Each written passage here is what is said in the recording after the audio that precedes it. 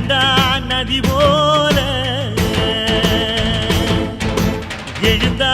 மலை போல நடந்தான் நதி போல அந்த ஆகாயம் போல எண்ணாம கொடுக்கும் பொன்னார மனசு இருக்கும்